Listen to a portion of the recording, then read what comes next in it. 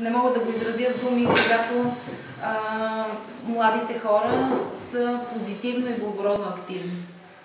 Няма по-прекрасно нещо от това и задължително подкрепям всички каузи, които водят след себе си добронамереност, човеколюбие и които правят хората по-човечни и по-добри. Какво повече от това да подариш хубава книга, да я популяризираш, да говориш за нея, да я обсъждаш с приятели и да можеш да претвориш сценария,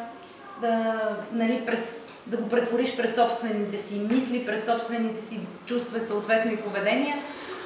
Всъщност книгата ти дава възможност да се докоснеш до необятното, до непознатото, до необозримото, да влезеш в чуждия свят, да стъпиш в другите обувки, да съблечеш собствената си кожа и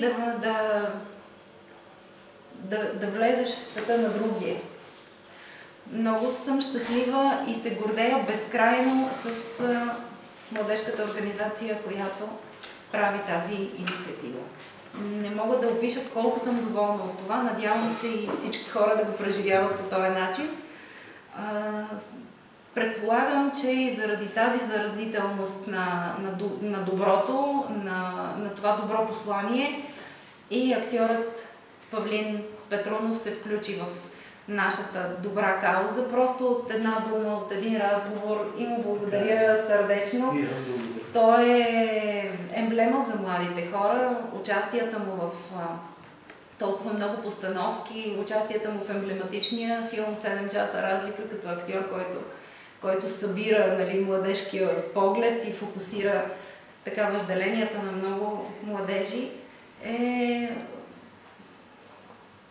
популярен и това, че ни подкрепя, че ни подари книга от неговата колекция, много ценна, това за нас е удоволствие. За мен също.